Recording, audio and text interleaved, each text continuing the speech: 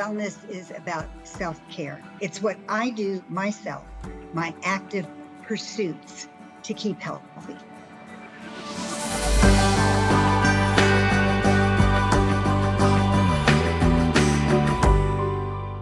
Hi, welcome to Resonate, Conversations and Life Lessons from Rancho La Puerta. I'm Barry. The ranch is often referred to as a wellness retreat or a wellness resort. That word, wellness, is pretty encompassing. A person's well-being refers to their mental state, their physical state, their emotional and spiritual state. But wellness in itself expands even beyond that into how well are our communities, how well is our environment, and ultimately, how well is our planet. Today's guest, Susie Ellis, has been involved in the wellness arena for 4 decades.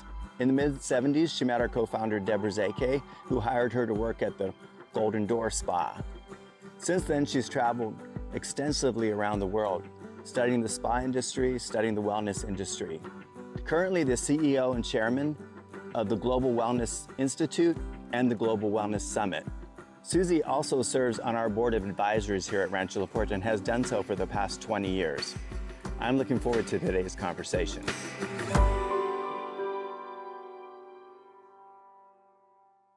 Hey, Susie, thanks for joining me today. I appreciate it. Hi, Barry. It's great to be here. And Susie just happens to be visiting the ranch this week, so we got to catch her. She's affiliated with the ranch, and she's on our board of advisors, has been for a number of years. How many years? Quite a few. I think it's over 20, like 20.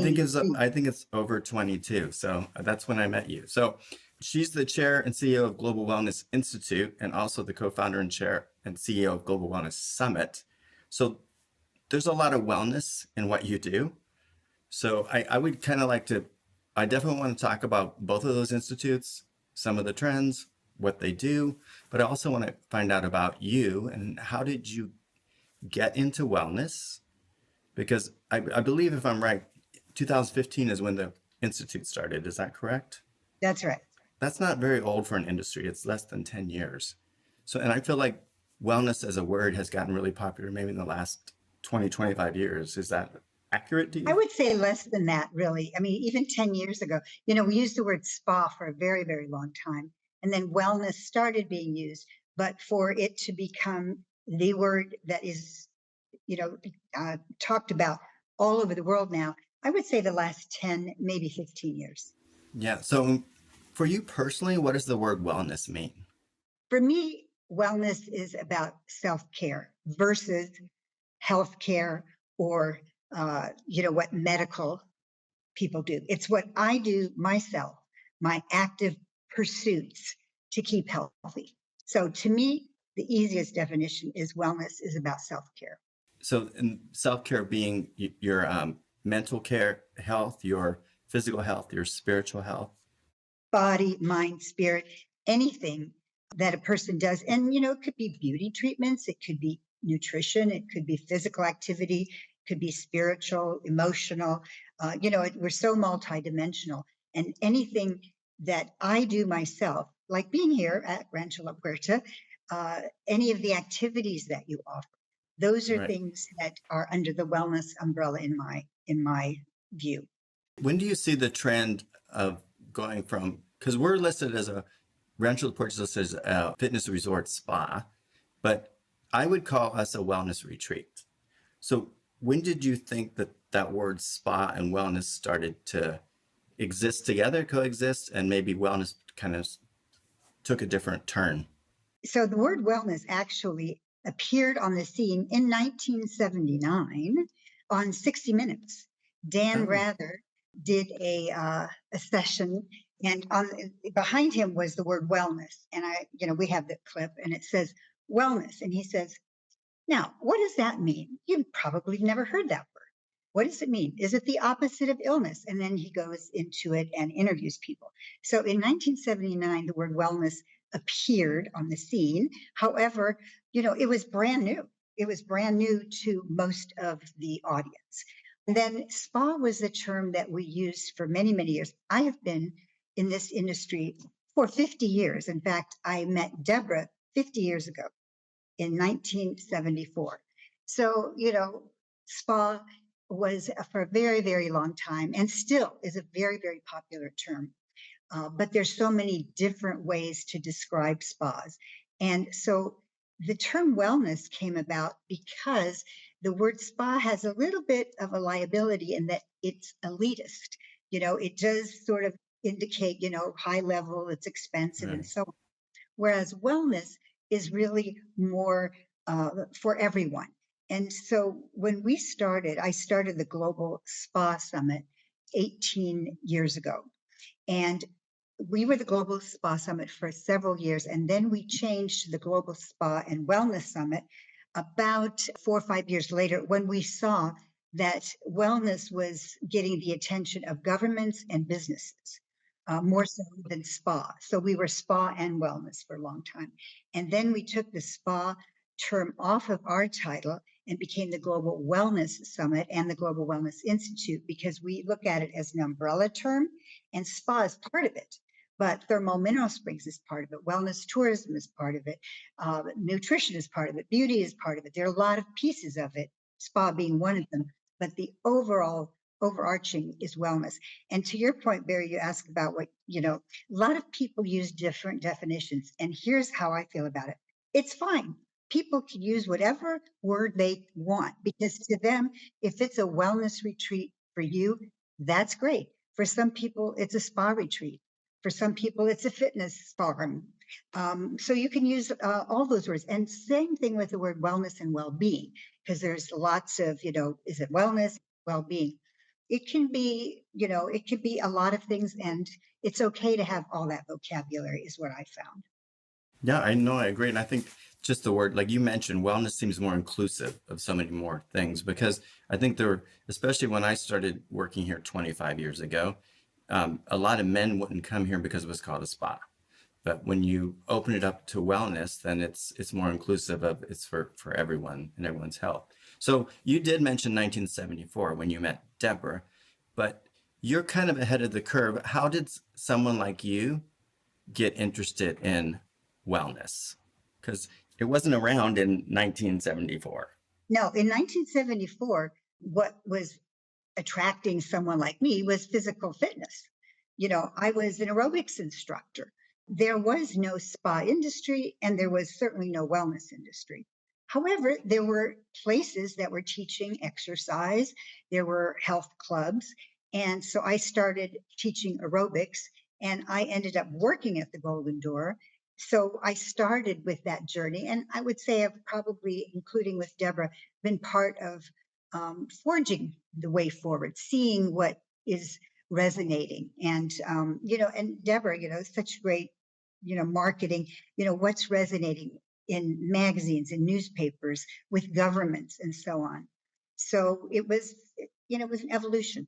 And I like the story about how you met Deborah and came to the door. So let's talk about that really quickly because I love that story. I had only heard it today for the first time. Well, it was 1974, and I had just graduated from college, and I was interested in physical fitness. That was, kind of an area, and recreation administration is what I had my undergraduate degree in. And so I worked at a health spa, and it was in Albuquerque, New Mexico, and I was working there. And I guess we have to mention that I have an identical twin sister because that's kind of important to the story. Yes. My identical twin sister, who also has the same degree I did and also is interested in fitness, moved to California, and she had two job interviews. One was with Deborah Zake from the Golden Door, and another one with Jackie Sorensen of aerobic dancing. And she called me and told me, I've gotten both job offers, but I don't know which job to take.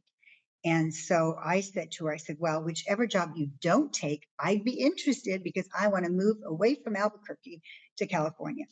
So anyway, she took the other job. She took the job with Jackie Sorensen. So then she let Deborah know, well, I'm going to turn down the job. However, I have an identical twin sister who's interested in the job. Would you consider interviewing her or hiring her? So I flew out. I interviewed with Deborah. And Deborah realized we look exactly alike. We had the same degree. We even had the same grade point average. So she said, well, I might as well hire you. And that was in 1974. Right. And then you mentioned that one of the things you got to do was go on the ships that the Golden Door provided instructors to, and that's when you cruised around the world. Is that one of the times when you started getting interested in what was happening around the world in health, fitness, and wellness, or did that come later? It probably came earlier. I was a gymnast, not a great gymnast, but, I was active. And when I started working at the Golden Door, I love that combination of physical activity, healthy eating, the beauty part of it, and the mental health part of it. We didn't use the term mental health at that time, but, a little bit of meditation, yoga, and so on. And I love that environment. So that was where I was comfortable right away. And I stayed in that for, as you know, 5 decades. And it's the industry that changed. I think for me, it was just a match. I mean, I feel really, when I look back, that it was a calling. It was a natural place. I fit in really well at the Golden Door. Deborah and I got along really well. And the Golden Door that I was at was the old Golden Door, the Golden Door, the original one that she created with her husband, which was a motel that was refurbished as a beautiful, beautiful Garden of Eden before she moved the Golden Door to the Japanese style in that it is now. And see, that's what I feel about the synergy of all this. I just happened to start right at the time when they moved. I just happened to go to the ranch the first week after I started at the Golden Door and had a chance to meet Edmund, Deborah's at that time ex-husband. So it just kind of all, and then the QE2 and the Golden Door Spa at Sea that Deborah created, that name, that's her. Then she asked me if I would want to do one of the cruises, and I said, I think I would. And I did do the world cruise 2 years. And every port we went to, I went and visited spas or fitness places or whatever was there. So I Right. was already interested in what was going on all over the world when it came to these kinds of places. And you were also the president of Spa Finder magazine. What year did that happen, and how did that happen? It was in about the year 2000. And this has to do with my husband. We were living in California. My husband had started an internet company and he took it public. It was called Auto by Tel. And he was doing different investments. And I said to him, well, you're doing all these investments. He was investing in tech things or internet things at that time. And I thought, well, I want to make an investment in my industry.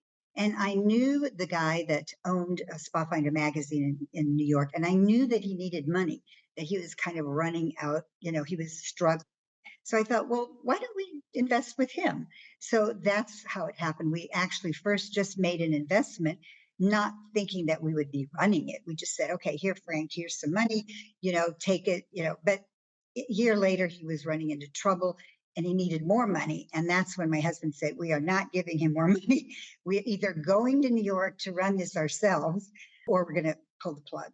So we thought, well, it might be kind of fun to go to New York. And the magazine was kind of, anyway. So then we went to New York. And actually, it was in 2001 because it was right after 9/11, which was not really good timing to be in the magazine business or the travel business. But Right. there we were. Now, the Global Wellness Institute it's a nonprofit and it's about education and research. Is that correct?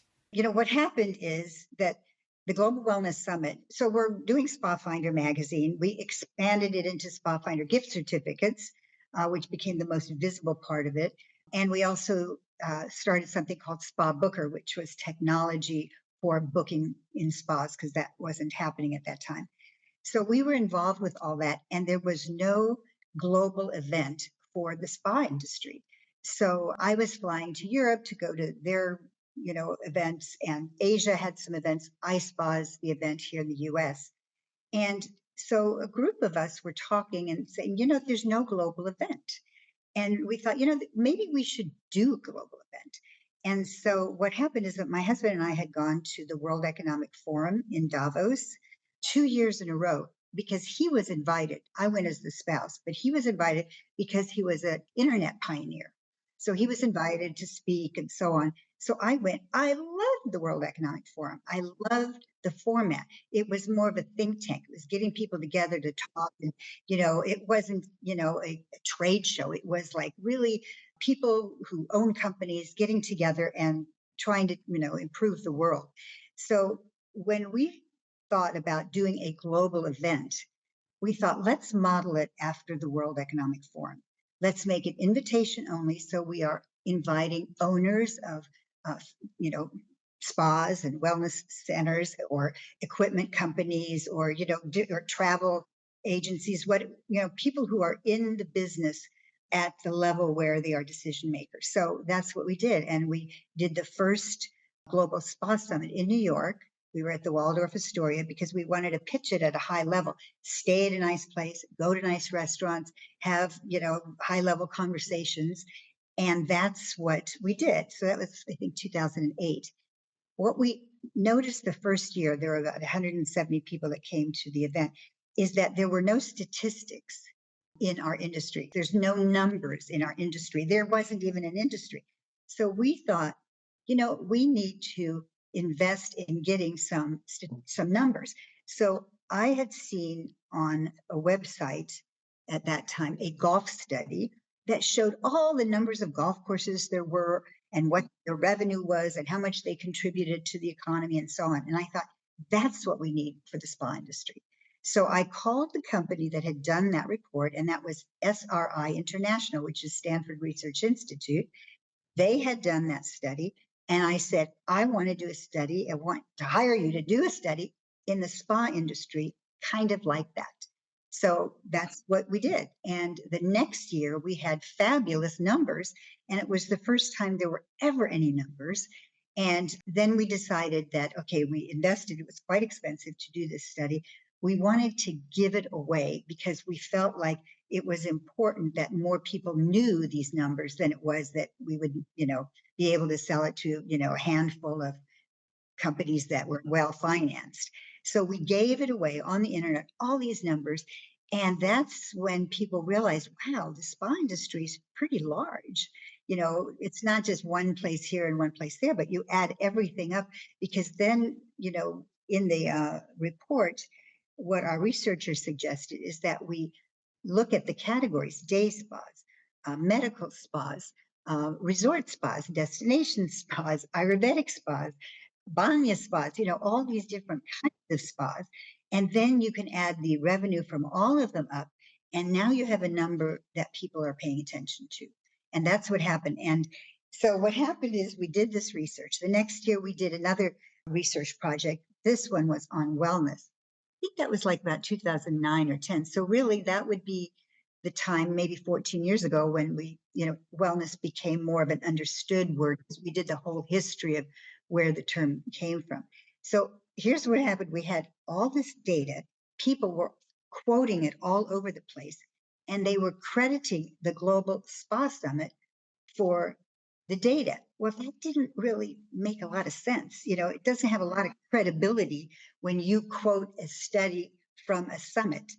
That's when we decided, what, we really need to put all of this data in an institute, make it nonprofit so we can continue to give it away. And then it has the gravitas and the credibility because it's not under the umbrella of an event. And that's why it happened in 2015. So when you started studying wellness or doing research on wellness, what, besides all the spas that you listed, what else did that encompass? What other things did you bring in? What wellness brought in is, for example, workplace wellness. There wasn't any workplace spa. It was workplace wellness. Businesses trying to figure out how to, get involved, making their employees more healthy. So workplace wellness tourism, that was a big category that we actually introduced in the year 2013 because we did our summit in India that year. And believe it or not, in 2013, very few people were using the term wellness tourism. The only country really using it was India, because India had medical tourism, which is what most people understood. You go to a country and you have surgery, or you do cosmetic surgery, or have a less expensive heart thing or whatever. And then wellness tourism in India, they had wellness tourism because the wellness piece, they have yoga, Ayurveda, and meditation. So there were these pieces in India that was clearly not medical tourism. And so wellness tourism made sense in India. So anyway, we did a study with the same researchers on wellness tourism, and that's what launched that entire sector. So wellness was a very good word for that, wellness tourism. Spa tourism would be very, very limited.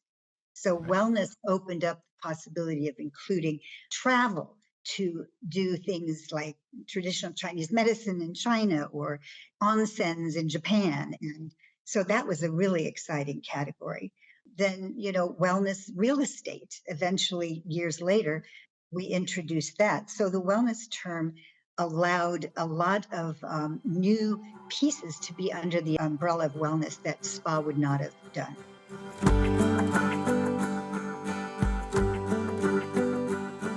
So my name is Marilyn Callahan, and I've been coming to the ranch for 24 years. I first started coming to the ranch when my mom brought me here. My mother had been coming to the ranch for probably about 15 years before that. And I joined her with my sister. And I remember my mother telling me that this place was kind of like camp. And that's indeed what this place is. One of the things that is so special and important is some of the community and some of the relationships that have been built over time here. When I come here, I find that some of the connections with the people here are more profound and more deep than other places. And some of my closest friends have come out of my years here at the ranch. It's hard to express how special some of those friends are. I can't say enough about what a special place this holds in my heart. This really, truly is one of the places that fills my cup. And this really is truly one of my happy places. It's just hard to express how amazing this place is. Rancho La Puerta is one of the most gracious, heartfelt places on the planet. I hope you're enjoying today's podcast as much as I am. To learn more about our wonderful presenters and exciting weeks coming up at the ranch, go to rancholapuerta.com and check out our events calendar. Make sure to mention the podcast when making your reservation to take advantage of a special offer. Some restrictions may apply.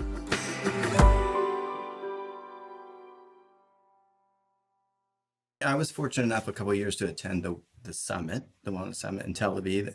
And I think one of the things that I was most impressed by is that wellness, at least there, it encompassed the environment as well. It's spreading into, because if our planet is not well and healthy, it doesn't matter how healthy we are. And I noticed, when did you see that start happening? Well, the whole movement of sustainability and the green environment, whatever, that was starting to, develop. At the same time, the spa and wellness movement was happening. And you're absolutely right. Wellness of the planet, and certainly when it came to COVID, that became so clear that you cannot be healthy if your environment is not healthy. So Right. I think it was kind of a little bit alongside. The one thing I have found with the environmental movement is it's a little harder to get your arms around the numbers and to engage people to really be passionate. I mean, there are a lot of people very passionate about it, but it's a little bit more philosophical, I would say. And we try to make the wellness arena a little bit more understandable, a little bit more, with figures, because, when it comes to people who invest or governments, they want numbers. It was the numbers that have gotten us so much, publicity, and not for us, but the industry has gotten a lot of attention from media, from governments, from even the medical community because of the numbers. Because people pay attention to that. They think, wow, if our country is bringing in that much wellness tourism dollars, we should invest in marketing it or making it better.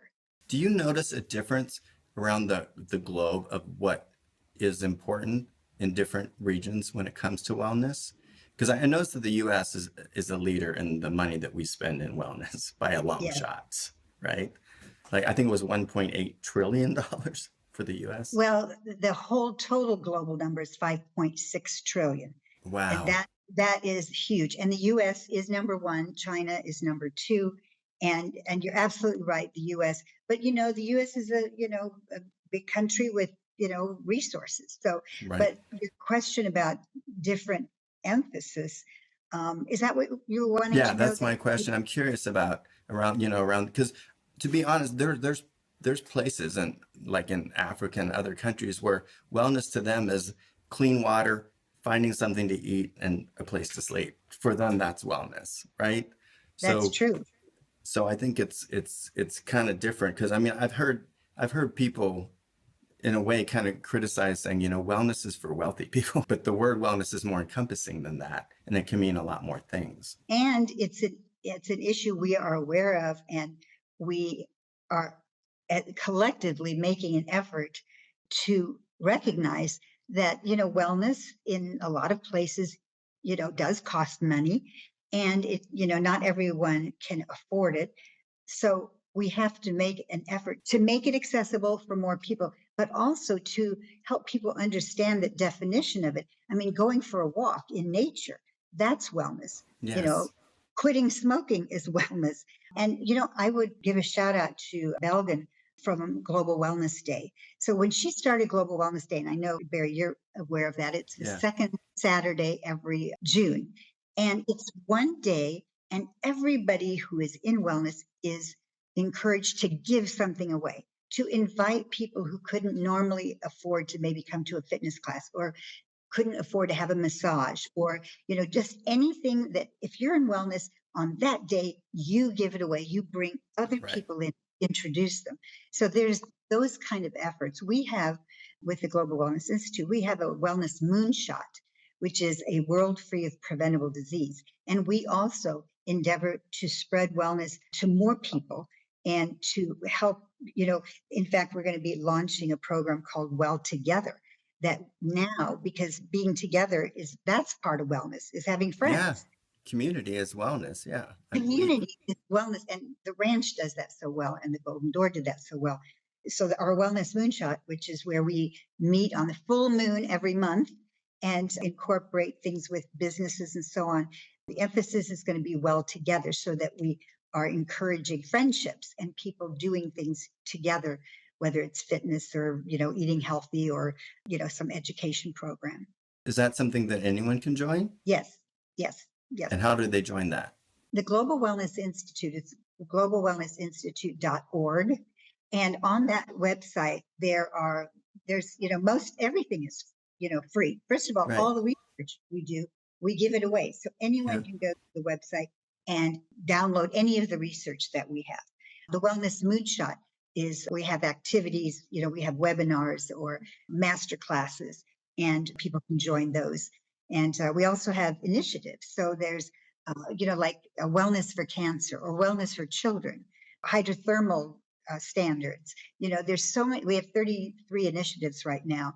We even launched a new AI initiative Wow, that's because awesome. Yeah. we Needed. like to be on the cutting edge and sort of help people. And so, for example, on those, under those initiatives, each of those initiatives presents the 5 trends that they see for the, upcoming year. So you can really get a lot of education and information that you can use. And it's really all free on the website. I'm glad you said trends because I want to talk briefly about what are, like, let's say, what are the 3 biggest trends you see right now in the industry?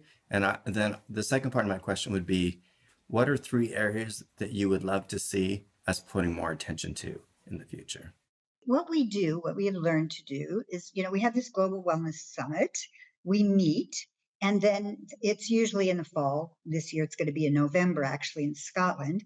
And out of our meeting come what we predict for trends for the following year. Last year, our summit was actually in Miami. We had Simone Biles with us, so mental health on the agenda. So the trends that we came out with in January, we call the top 10 trends. And those are available. That's on the Global Wellness Summit website. And I just looked them over before our podcast here to pick out a few that I thought Yeah. might be of interest to your audience. one of the big trends that we called it longevity has longevity. Right now, there's a lot of talk about longevity. Yeah. People are saying, think there's a difference between lifespan and health span. Okay, you're going to live to 80 or 90, but you want to be healthy. Those years, You yeah. probably want to live long enough to, as you're healthy. So there's a lot of emphasis on that. And because there's more research, there's more technology, there is more ability to, be diagnosed earlier if there's something, that you need to pay attention to. So there's a lot happening in longevity. So longevity is a trend. I would say also, we called it the power of the pilgrimage. There's a yearning for people to be outdoors. This is post COVID, obviously, and you certainly know this because the ranch has such Yeah. beautiful gardens and is so fabulous, and you're in nature. That is such a longing for so many people Yeah. now, especially now post COVID. So what's happened, it's kind of interesting, is that there's a resurgence in the interesting idea of pilgrimages, going places, exploring. It can be here at the ranch. You can do a pilgrimage to the mountain. Going up the Yeah. mountain here can be considered a pilgrimage. But there's also people in different parts of the world that have reinvigorated areas that that were trails of pilgrimages. There's another trend that we called from manning up to opening up. And this is about men. That the trend is not so always macho, do as much weightlifting, get big, you got to be a man, and all the responsibility. So from manning up to opening up. So now there's a lot more men's circles of getting together and, doing things maybe that, are physical, but there's also connection between people. Yeah. So from manning up to opening up is another trend that I thought was really interesting. And maybe the most overarching trend, and actually was a trend we identified last year, but it just so continues, is the one we called wellness and gathering. It's the whole idea of community. It's doing things with someone else. It's not because loneliness is a big problem. Yeah. I think it's the number one problem with people once they get a certain age. Deborah thinks it's the root cause of all illness and sickness and unhappiness. So Well, there's a lot of research that shows that. I mean, there's, that one very long study out of, from the East Coast that, where they followed people for decades and yeah, generations. They found, and the same thing happened with the Blue Zones research, right. that it's Yeah, the community piece that contributes to health more than diet, more than exercise, more than, you right. know, getting massages, whatever. It's having intimate friendships, having close friendships. It's so important. And Yeah, so that part and the gathering is what we see overarching since COVID. And that's one thing I think the ranch does so well. You can come here by yourself, but you don't feel lonely. yeah. There's so many people make lifelong connections just while they're here. So I think community is super important and connection. And one of the psychologists I interviewed was, we're more connected than we've ever been on social media and other places, but yet we're less connected and lonelier than we have ever been because Yeah, they're not real connections. They're not right. in-person one-on-one connections. Is there the other part of the question? I think you might have already answered it, but is there any areas you think you would love to see more energy go into in the future? I think nature, you know, you've got to incorporate nature. Okay, you're a facility downtown New York, whatever. So, you have to be creative. Bring nature in, or nature sounds, or now there's a lot of audiovisual things that are so exciting because there's so Yeah, much technology. So incorporating nature, I think that's another really healthy point that can is accessible for many people. So I think making more of an effort, I think, in terms of the nature aspect. Our summit this year, our theme is a watershed moment for wellness. And so we're going to be, water is a big part of the agenda. Not only the water activities, which there are many of, ice baths are popular now. Water in general, thermal mineral springs, very, very popular. but also not only the conservation of water, but we're challenging the spa and wellness industry to recognize how they need to really put emphasis on this because we use a lot of water. Yeah. A lot of wellness resorts, spas, they use a lot of water. And so it's important that we demonstrate some leadership, which, at this point we haven't. For resilience of the planet, we're going to have to start reusing water and finding ways to conserve water and reuse it. The ranch is putting in a water treatment plant. So, I mean, Exactly. it's what's going to happen for the future for sure. So I don't want to take up too much of your time, but I have one last question for you about tell me what you do personally for your wellness and health. I mean, I do know how old you are, but you are age defying and you look amazing and you have such a healthy attitude. What was it that you do? I think movement is important. I live in Miami, so I exercise, I'd say 5 times a week. I either run, you know, 20, I'm sorry, 2 miles or 3. It's a walk run at this Yes. age. Uh-huh. And I have a gym in the building that I live. So every other day I'm either in the gym or I'm out doing my, aerobics. So I do that. I love getting massages. I had one here today. And Awesome. and I make it a regular part of my life to have a massage, maybe a couple times a month. I think that it's very, very relaxing and it feels good and, all the benefits. I would say that nutrition is important, although I will say I am not, a strict anything when it comes to food. I enjoy food. So I try not to overeat. I try to make healthy choices, but, I'm not vegetarian. I'm not on this diet or that diet. I like to eat a little bit of everything, but moderately. So that helps. And then I would say, quite honestly, I'm a person of faith, and that has probably been more helpful to me than anything when I've had challenges in my life. Yeah. Because going through challenges rather than, starting to drink or overeating, that has been very helpful. And now I'm really cognizant of not being too much on social media, but going to bed early, sleep. I think that somewhere along the line, I really I read a lot about research about how important sleep is. So I started making that a priority, many years ago. So I Yeah. would say it's a priority. And then I have a whole philosophy about beauty and the fact that we all like to look our best, and men like to be groomed and women, and so that's important. Pay some attention to that so that you feel like you're at your best. So, I spend a little time, you know, on that as well. It looks like you kind of checked all the boxes. So you're a great example for wellness. And so I appreciate you spending the time with us today. Tell me how really quickly our listeners how they can get involved or how they can get to your research again. Yeah, there's 2 websites and everything is, on these websites. The one for the research and the wellness moonshot and the initiatives is globalwellnessinstitute.org. And the one for the summit and the trends is globalwellnesssummit.com.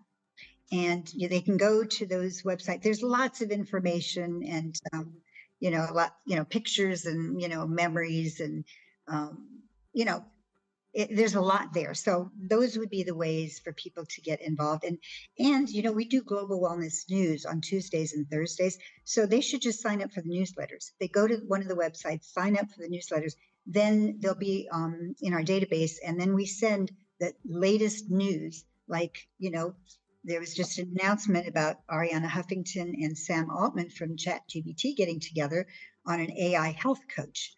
Well, that's interesting. Yeah. So if someone really wants to stay up on what's going on with wellness, I would say that's a good way to do it. Well, I appreciate it. And there's a chance sometimes that you do present here at the ranch too, don't you? I'm part of the board and I present to the board, but if you invite me, maybe, I can share with the guests, Talk about some of the trends happening around the world for our guests. Yeah. So thank you so much for sharing your time with us. And I look forward to seeing you later today, probably. Thanks, Barry. I'm so happy to be here at the ranch and I just love it. We're happy to have you. Thanks so much.